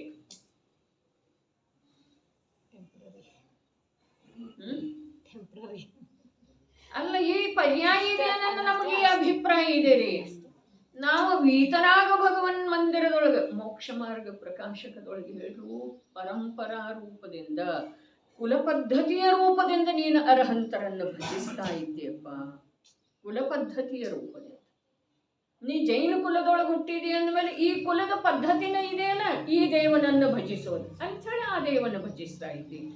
ಆ ದೇವನ ಕುರಿತು ಭಜಿಸುವ ಸಲುವಾಗಿ ನಿನ್ನಲ್ಲೇ ಸ್ವತಂತ್ರವಾದಂಥ ಯಾವ ಜ್ಞಾನ ಅಥವಾ ಆಧಾರ ಇದೆ? ಯಾವುದಿದೆ ರೀ? ನಿನ್ನದೇ ಆದಂಥ ಜ್ಞಾನ ಅಥವಾ ಆಧಾರ ಇದೆಯಲ್ಲ, ಅದೇ ದೇವನನ್ನು ಪೂಜಿಸಬೇಕಲ್ಲ. ಪೂಜಿಸುವ ಸಲುವಾಗಿ ಕುಲ ಪರಂಪರೆಯ ಅನುಸಾರ ನಾವು ಅರ್ಹಂತರನ್ನು ಪೂಜಿಸ್ತೇವೆ. ಕುಲ ಪರಂಪರೆಯ ಅನುಸಾರ ನಾವು ಶಾಸ್ತ್ರದ ವಚನಗಳನ್ನು ನಂಬುತ್ತಾ ಇದ್ದೇವೆ. ನನ್ನ ಸ್ವಂತಿಕೆ ಇದರೊಳಗೆ ಏನು ಬಂದಿಲ್ಲ, ಇಲ್ಲ.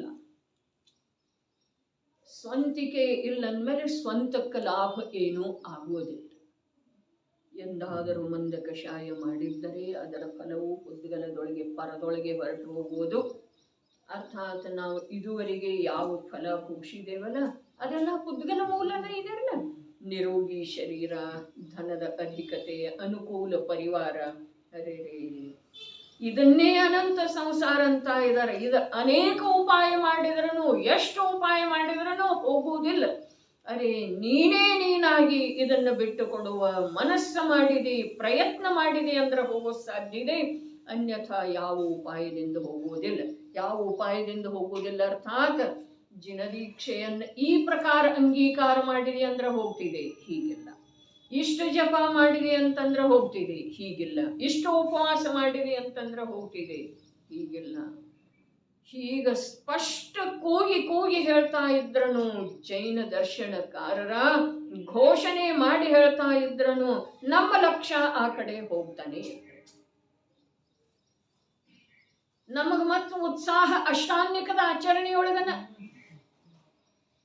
ನಮಗ ಮತ್ತು ಉತ್ಸಾಹ ನವೀನ ಗ್ರಂಥದೊಳಗನ, ನಮಗ ಮತ್ತು ಉತ್ಸಾಹ ಕೂಡಿ ಹೋಗೋದರೊಳಗನ. ಮೊನ್ನೆ ಒಬ್ಬರು ಸಾಧರ್ಮಿ ಬಂದಿದ್ದರ್ರಿ, ಎಲ್ಲಾ ಗ್ರಂಥ ಓದ್ಲಿಕ್ಕೆ ಆನಂದ ಬರ್ತಿದೆ, ಆದ್ರೆ ವೈರಾಗ್ಯವರಷ್ಟೇ ಓದ್ಲಕ್ಕ ಭಯ. ಒಬ್ಬರೇ ಇರೋದಂದ್ರ ಭಯ ಆಗ್ತಿದೆ. ಹಾಗಾದ್ರೆ ನಿಮ್ಮ ಮೋಕ್ಷ ಮಾರ್ಗ ಆಗುವುದಿಲ್ಲ ಅಂತ ಹೇಳಿ ಮೋಕ್ಷ ಮಾರ್ಗದೊಳಗೆ ಇಬ್ಬರದ್ದು ಇಲ್ಲ ಪ್ರವೇಶ, ಒಬ್ಬರ ಹೋಗೋದಿಲ್ಲ. ಸಂಸಾರದ ನಿಯಮ ಏಕತ್ವ ಇದೆ ರೀ. ಜೀವ ಮಾತೆಯ ಗರ್ಭದೊಳಗೆ ಬಂದಲ್ಲ, ಯಾರ ಜೊತೆಗೆ ಬಂದ? ಯುಗಲ ಇರ್ತಾವ್ರಿ ಅವಳಿ ಜವಳಿ, ಆದ್ರ ಅವೆರಡೂ ಭಿನ್ನ ಸ್ವತಂತ್ರದವ್ರೆ.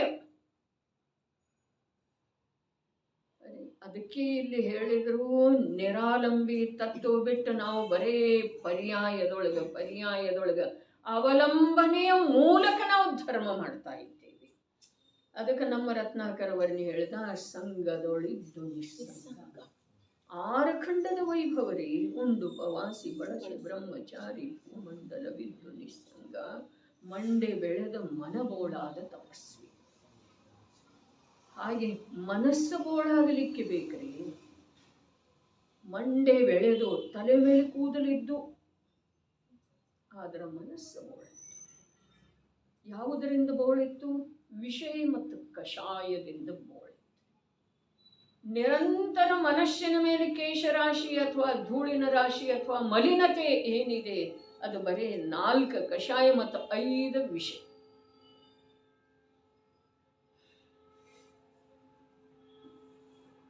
ಯಾವ ಜ್ಞಾನಿ ಹೇಳಿದ್ರೂ ಕೂಡ ಇದೇ ಮಾತನ್ನು ಹೇಳಿದರು.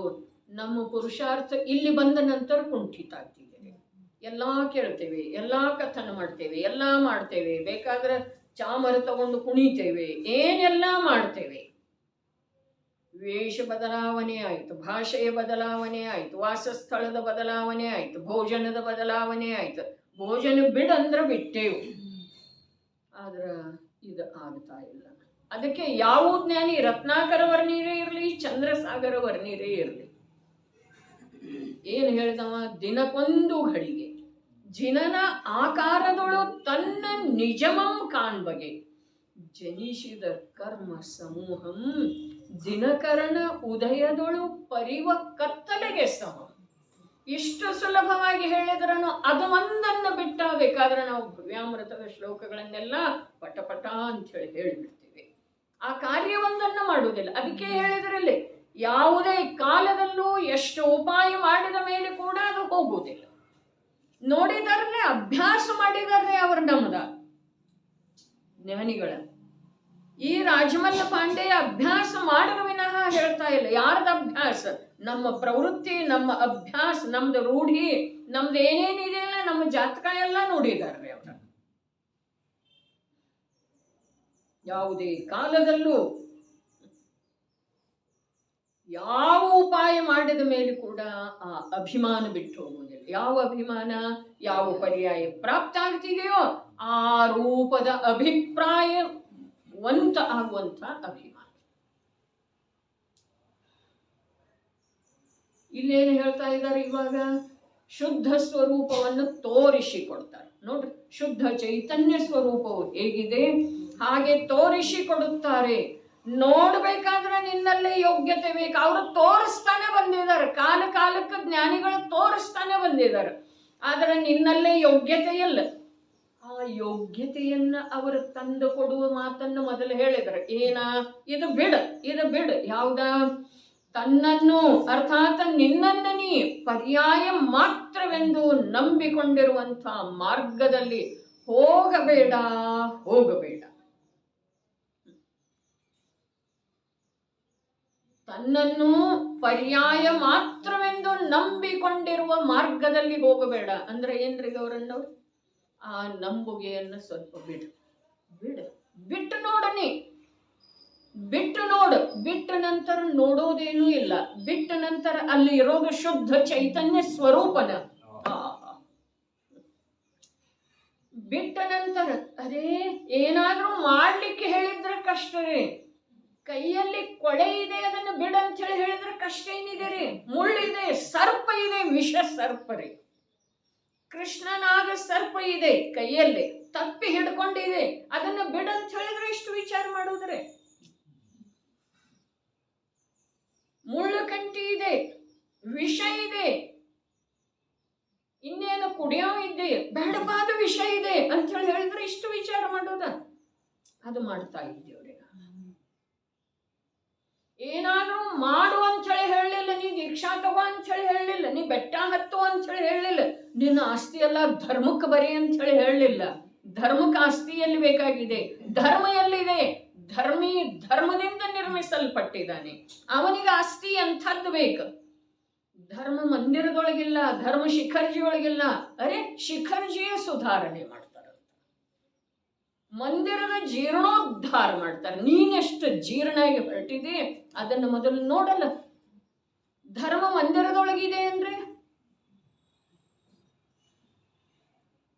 ರತ್ನಕರಂಡ ಶ್ರಾವಕಾಚಾರದ ಮೊದಲನೇ ಶ್ಲೋಕ ದೇಶಯಾಮಿ ಸಮೀಚೀನಂ ಧರ್ಮಂ ಅಂತ ಹೇಳಿದ್ರಲ್ಲ, ಅಲ್ಲಿ ಸದಾ ಸುಖದಾಸಿ ಏನು ಬರೆದಿದ್ದಾರೆ ಹೋದ್ರಿ. ಧರ್ಮ ಮಂದಿರದೊಳಗಿಲ್ಲ, ಧರ್ಮ ಪೇಟೆಯೊಳಗಿಂದ ಧನ ಕೊಟ್ಟು ತರಲಿಕ್ಕೆ ಬರೋದಿಲ್ಲ, ಧರ್ಮ ಯಾರ್ದಾದ್ರೂ ಸೇವೆ ಮಾಡಿ ಪ್ರಾಪ್ತ ಮಾಡಿಕೊಳ್ಳುವಂಥದ್ದಿಲ್ಲ, ಧರ್ಮ ಬೆಟ್ಟ ಹತ್ತಿ ಹೋದ್ರೆ ಸಿಗ್ತಿದೆ ಹೀಗಿಲ್ಲ, ಧರ್ಮ ಉಪವಾಸ ಮಾಡುವುದರಿಂದ ಲಭಿಸ್ತಿದೆ ಹೀಗಿಲ್ಲ. ಇಷ್ಟು ದೊಡ್ಡ ಪ್ಯಾರ ಹೇಳಿದ್ದಾರೆ. ಧರ್ಮಿಯಾದಂಥ ಆತ್ಮನನ್ನು ಬಿಟ್ಟು ಅವನಿಂದ ವಿಮುಖ ಆಗಿ ಏನು ಮಾಡಿದ್ರೂ ಕೂಡ ನಿನ್ನ ಅಭಿಮಾನ ಹೋಗುವುದಿಲ್ಲ, ಪರ್ಯಾಯ ಬುದ್ಧಿ ಹೋಗುವುದಿಲ್ಲ. ಅರೇ ಇದನ್ನ ಅಲ್ಲಿ ಎಷ್ಟು ಸುಂದರ ಹೇಳಿದರು. ಪಜ್ಜಯ ಮೂಢಾಹಿ ಪರ ಸಮಯ. ಸಮಯ ಸಾರದಲ್ಲಿ ಒಂದಿತ್ತು ಸರ್ವಸಿದ್ಧೆ ಹೇಳಿದ ನಂತರ ಎರಡನೇ ಗಾಥೆ ಏನಿದೆ ರೀ? ಏನಿದೆ? ಜೀವ ಕರ್ಮ ಪುದ್ಗಲ ಪ್ರದೇಶದೊಳ್ ಸ್ಥಿರವಿರೆ ಪರ ಸಮಯ. ಜೀವ ಜ್ಞಾನ ದರ್ಶನ ಚಾರಿತ್ರದೊಳ್ ಸ್ಥಿರವಿರೆ ಸ್ವಸಮಯವೆಂದರಿವುದು. ಅಲ್ಲಿ ಪರಸಮಯದ ವ್ಯಾಖ್ಯಾ ಮಾಡಿದರೆ ಸ್ವಸಮಯದ ವ್ಯಾಖ್ಯಾ ಮೊದಲನೇ ಗಾಥೆಯೊಳಗನ. ಅಲ್ಲಿ ರತ್ನಕರ್ಣ ಶ್ರಾವಕಾಚಾರದೊಳಗನು ಮೊದಲನೇ ಶ್ಲೋಕದೊಳಗನ ಸಮೀಚೀನ ಧರ್ಮ ಹೇಳ್ತಾರೆ. ಧರ್ಮ ಅಲ್ಲಿಲ್ಲ, ಧರ್ಮ ಇಲ್ಲಿಲ್ಲ. ನಾವು ಧರ್ಮದ ರಕ್ಷಣೆ ಮಾಡುವ ಸಲುವಾಗಿ ಆ ಆಯತನಗಳ ಕಡೆಗೆ ಓಡ್ತಾ ಇದ್ದೇವೆ. ಈಗ ಎಷ್ಟೆಲ್ಲಾ ಸುತ್ತ ಹಾಕಿದ ನಂತರ ನಿಮ್ಮ ಪ್ರಶ್ನೆಗೆ ಉತ್ತರ ಬರ್ತಿದೆ. ಪ್ರಾರಂಭದೊಳಗೆ ಸ್ವಾಧ್ಯಾಯ ಸಾಮಾನ್ಯ ಜನರು ಮಾಡೋದು ಅವಶ್ಯಕ ಇದೆ. ಅದೇ ಸಾಮಾನ್ಯ ಜನರಿಗೆ ಸ್ವಾಧ್ಯಾಯದ ಪ್ರೇರಣೆ ಕೊಡೋದು ಅವಶ್ಯಕ ಇದೆ. ಆದ್ರೆ ಯಾವ ಜೀವ ಆ ಸ್ವಾಧ್ಯಾಯದೊಳಗ ಧರ್ಮ ಅಂತೇಳಿ ಮನ್ನಿಸಿಕೊಳ್ಳುವ ಸ್ಥಿತಿಯೊಳಗೆ ಇದ್ದಾನೆ, ಅವನಿಗೆ ಸ್ವಾಧ್ಯಾಯ ಮಾಡಂತೇಳಿ ಹೇಳೋದು ಕೂಡ ಧರ್ಮ ವಿರುದ್ಧ ಉಪದೇಶ ಇದೆ. ಇದು ಇವತ್ತಿನ ಈ ಸಮಯದ ಧ್ವನಿ ಇದೆ. ನಾನು ಮೊದಲಿನಿಂದನೂ ಸ್ವಾಧ್ಯಾಯ ಮಾಡುವ ಪ್ರೇರಣೆ ಹೇಳ್ತಾನೆ ಬಂದಿದ್ದೇನೆ, ಆದ್ರೆ ಈ ಸಮಯದ ಧ್ವನಿ ಇದೆ. ಏನ ತಿಳಿತೇನ್ರಿ? ಸ್ವಾಧ್ಯಾಯ ಮಾಡ್ತಾ ಇದ್ದ ಹಾಗೆ ತನ್ನನ್ನು ತಾ ಜ್ಞಾನಿ ಧರ್ಮಾತ್ಮ ಅಂಥೇಳಿ ಮನ್ನಿಸಿಕೊಂಡ ಅಂತಂದ್ರ ಆ ವಿಪರೀತ ಮನ್ನನೆಗೆ ನಿಮಿತ್ತ ಆಗುವಂಥ ಉಪದೇಶ ಕೂಡ ಅಸತ್ಯ ಉಪದೇಶ. ಹೀಗೆ ಹೇಳಿದ ನಂತರ ವ್ಯವಹಾರ ಮಾರ್ಗದ ಲೋಪನ ಆಗುವುದಿಲ್ಲೇನ? ಹೌದು ಅಥವಾ ಇಲ್ರಿ? ಆಗೋದನ. ಹೀಗೆ ಹೇಳಿದ ನಂತರ ವ್ಯವಹಾರ ಮಾರ್ಗದ ಲೋಪನ ಆಗುವುದಿಲ್ಲನ? ಸರ್ವಜ್ಞರು ದಿವ್ಯಧ್ವನಿ ಯಾತಕ್ಕೆ ಹೇಳಿದರು? ದಿವ್ಯಧ್ವನಿಯ ಸಲುವಾಗಿ. ಅರೇ ದಿವ್ಯಧ್ವನಿಯ ಸಲುವಾಗಿನ ಇಂದ್ರ ಮಾಡಿಸಿದ ನೀಲಾಂಜನೇಯ ನೃತ್ಯ, ದಿವ್ಯಧ್ವನಿಯ ಸಲುವಾಗಿನ ಅಂತಿಮ ತೀರ್ಥನಾಯಕನ ದಿವ್ಯಧ್ವನಿಯ ಸಲುವಾಗಿನ ಅಲ್ಲಿ ಹೋದ ವಟುವಿನ ವೇಷ ಧಾರಣ ಮಾಡಿ ಎಲ್ಲಿ? ಇಂದ್ರಭೂತಿ ಬ್ರಾಹ್ಮಣನ ಹತ್ರ. ಮತ್ತ ನೀವು ಇಲ್ಲಿ ಆ ಸ್ವಾಧ್ಯಾಯದಿಂದ ವಿಪರೀತ ಮನ್ನನೆಯ ಪೋಷಣೆ ನಮಗಾಗಿದೇನಿಲ್ರಿ? ವಿಪರೀತ ಮನ್ನನೆಯ ಪೋಷಣೆ ನಮಗಾಗಿದೇನಿಲ್ರಿ? ಅರೇ ಅಭಿಪ್ರಾಯ ಉಳ್ಳವನಾಗುತ್ತಾನೆ. ಯಾವ ಪರ್ಯಾಯ ಪಡೆಯುತ್ತಾನೆ? ಓದುವ ಪರ್ಯಾಯ, ಅಭ್ಯಾಸದ ಪರ್ಯಾಯ.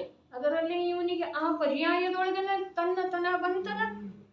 ಧರ್ಮ ಇದೆ ಅಂದ್ರಲ್ಲಿ ಪರ್ಯಾಯದೊಳಗ ತನ್ನತನ ಎಲ್ಲಿಯವರೆಗೆ ಇದೆ ಅಲ್ಲಿಯವರೆಗೆ ಧರ್ಮದಿಂದ ದೂರ, ಅಲ್ಲಿಯವರೆಗೆ ಧರ್ಮದಿಂದ ವಿಮುಖ, ಅಲ್ಲಿಯವರೆಗೆ ಇವು ವಿಪರೀತ ಮನ್ನನೆಯ ಪೋಷಕ. ಅದಕ್ಕೆ ಸೂಕ್ಷ್ಮ ಇದೆ ಭಗವದ್ ಧರ್ಮ. ನೀಲಾಂಜನೇಯ ನೃತ್ಯ ಇಂದ್ರ ಯಾವುದರ ಸಲುವಾಗಿ ಮಾಡಿದ? ಅರೆ 18 ಕೋಟಿ ಸಾಗರೋಪಮ ಕಾಲದವರೆಗೆ ಈ ಭರತ ಕ್ಷೇತ್ರದೊಳಗ ಮೋಕ್ಷ ಮಾರ್ಗ ಇಲ್ಲ. ಈ ಮೋಕ್ಷ ಮಾರ್ಗವನ್ನ ಜೀವ ಮಾತ್ರರ ಸಲುವಾಗಿ ಹಿತಕರವಿರುವಂಥ ಮೋಕ್ಷ ಮಾರ್ಗದ ಉಪದೇಶ ನೀಡಬೇಕಾದ್ರೆ ಈ ಮಹಾಪುರುಷ ದೀಕ್ಷಾಧಾರಣ ಮಾಡಬೇಕು, ವೈರಾಗ್ಯ ಆಗಬೇಕು. ಆ ವೈರಾಗ್ಯದ ಮೂಲಕ ದೀಕ್ಷಾಧಾರಣ ಮಾಡಿ ಘಾತಿ ಕರ್ಮಗಳ ನಾಶ ಮಾಡಿ ಪರಮಾತ್ಮ ಅವಸ್ಥೆಗೆ ಪ್ರಾಪ್ತಾಗಿ ದಿವ್ಯ ಧ್ವನಿಯನ್ನ ಪ್ರಸಾರಿತ ಮಾಡಬೇಕು. ಈ ಉದ್ದೇಶದಿಂದ ನೀಲಾಂಜನೇಯ ನೃತ್ಯ ಮಾಡಿಸಿದರೆ 66 ದಿವಸಗಳವರೆಗೆ ದಿವ್ಯ ಧ್ವನಿ ಹೊರಡಲಿಲ್ಲ. ಅವನಿಗೆ ಸ್ವರ್ಗದಲ್ಲಿ ಕೂತ ಚಿಂತೆ ಆರಂಭ ಆಯ್ತು. ಅವನಿಗೆ ಸಮ್ಯಕ್ ದರ್ಶನಿತ್ತೆ ನಿಲ್ರಿ. ಅವ ಒಂದು ಭಾವ ಕಳೆದ ನಂತರ ಮೋಕ್ಷಕ್ಕೆ ಹೋಗವೇ ಇದ್ದೋ ಅಥವಾ ಇಲ್ರಿ? ಅವನಿಗೆ ಯಾಕೆ ಚಿಂತೆ ಬೇಕಾಗಿತ್ತು? ಚಿಂತೆ ಮಾಡೋ ಜಾಗಕ್ಕೆ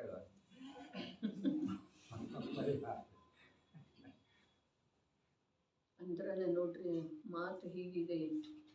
ಯಾರಿಗೆ ಸ್ವಾಧ್ಯಾಯದಿಂದ ಅಲ್ಪ ಸ್ವಲ್ಪರೇ, ಏನು ಹೇಳ್ತಾ ಇದೆ? ಸ್ವಾಧ್ಯಾಯದಿಂದ ಅಲ್ಪ ಸ್ವಲ್ಪರೇ ಒಂದಿಷ್ಟು ಕ್ಷಣಿಕವಾಗಿರೇ ಯಾಕವಲ್ತು ವಸ್ತು ಸ್ವರೂಪದ ವಿಕಲ್ಪಾತ್ಮಕ ಜ್ಞಾನದಿಂದ ಶಾಂತಿ ಆಗಿದೆಯೋ, ಏನು ಒಂದು ಪ್ರಕಾರದ ನಿರಾಕುಲತೆಯ ಮಾರ್ಗ ಕಾಣಿಸ್ತಾ ಇದೆಯೋ, ಅದು ಎಲ್ರಿಗೂ ಕಾಣಿಸ್ಲಿ ಅನ್ನುವ ದೃಷ್ಟಿಯಿಂದ ಸ್ವಾಧ್ಯಾಯದ ಪ್ರೇರಣೆ ನೀಡೋದಿದೆ ರೀ. ಆದ್ರೆ ಸ್ವಾಧ್ಯಾಯದ ಪ್ರೇರಣೆ ನೀಡಿದ ಮಾತ್ರಕ್ಕೆ, ಸ್ವಾಧ್ಯಾಯ ಆ ಜೀವ ಮಾಡಿದ ಮಾತ್ರಕ್ಕೆ ಇವನಿಗೂ ಏನು ದೊಡ್ಡ ಕಾರ್ಯ ಮಾಡಿದ ಹೀಗಿಲ್ಲ, ಮತ್ತು ಅವನು ಏನಾದರೆ ದೊಡ್ಡ ಕಾರ್ಯ ಮಾಡಿದ ಹೀಗಿಲ್ಲ. ಸ್ವಾಧ್ಯಾಯ ಮಾಡುವುದರಿಂದ ಏನಾಗ್ತಿದೆ ಕಷಾಯಗಳು ಸ್ವಲ್ಪ ಮಂದಾಗ್ತಾವನ್ರಿ, ಅಥವಾ ಕ್ಷಯೋಕ್ಷಮ ಜ್ಞಾನದೊಳಗೆ ಸ್ವಲ್ಪ ಬೆಳವಣಿಗೆ ಆಗ್ತಿದೆ. ಅದರಿಂದ ಏನಾಗ್ತಿದ್ದೀರಿ ನೋಡ್ರಿ, ಒಂದೇ ಒಂದು ಮಾತು ಕೊನೆಗೆ, ಶುದ್ಧ ನಿಶ್ಚಯದ್ದೇ ದೃಷ್ಟಿ ಎಲ್ಲಿಯವರೆಗೆ ಇಲ್ಲ ಅಲ್ಲಿಯವರೆಗೆ ಈ ಜೀವದ ವ್ಯವಹಾರದ ಪಕ್ಷ ಬಿಡ್ತಾ ಹೋಗೋದು ಸಾಧ್ಯ ಇಲ್ಲ. ವ್ಯವಹಾರದ ಪಕ್ಷ ಎಲ್ಲಿಯವರೆಗೆ ಒಂದು ಅಂಶ ಕೂಡ ಇದೆಯೋ ಅಲ್ಲಿಯವರೆಗೆ ನಿಶ್ಚಯಕ್ಕೆ ಅದು ಒಂದು ಶೆಲ್ ಇದೆ ರೀ. ನಿಶ್ಚಯದ ಪ್ರಾಪ್ತಿಯ ಸಲುವಾಗಿ ಅದೊಂದು ಶೆಲ್ ಇದೆ. ಅದಕ್ಕೆ ಮಾತನಾಡುವುದರೊಳಗೆ ಸಾವಧಾನಪೂರ್ವಕ ಮಾತನಾಡಬೇಕು, ಹೀಗಿಲ್ಲ. ಭಾವದ ಅನುಸಾರ ಮಾತು ಬರ್ತಾವೆ, ಆದ್ರೆ ಆ ಮಾತಿನ ಅನುಸಾರ ನಮ್ಮ ಜ್ಞಾನ ಮತ್ತು ಶ್ರದ್ಧೆ ಹೋಗ್ಬಾರ್ದು. ತಿಳಿತೇನ್ರಿ? ತಿಳಿತಾ ಇದೆಯಲ್ಲ. ವ್ಯವಹಾರದಿಂದ ಹೇಳೋದಿದೆ, ಬಸ್ತಿಗೆ ಹೋಗಲ್ಲ ಅಂಥೇಳಿ ಹೇಳೋದಿದೆ ರೀ. ಸುಮ್ಮನೆ ಕಟ್ಟಿ ಮೇಲೆ ಕೂಡ್ತಿದ್ದ, ಇನ್ನೊಬ್ಬರ ಮಾತಾಡ್ತಿದ್ದ, ಹೋಗುವವರ ಅವ್ರದ ಚರ್ಚೆ ಮಾಡ್ತಿದ್ದ ಅಂತಂದ್ರೆ ಒಂದು ಸ್ವಲ್ಪ ಜಪ ಗಿಪ ಮಾಡಂಥೇಳಿ ಹೇಳೋದಿದೆ ರೀ.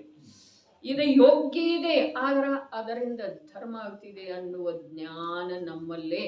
ಶ್ರದ್ಧೆ ವಿಪರೀತ ಶ್ರದ್ಧೆಗೆ ಪೋಷಕ ಆಗಬಾರ್ದು.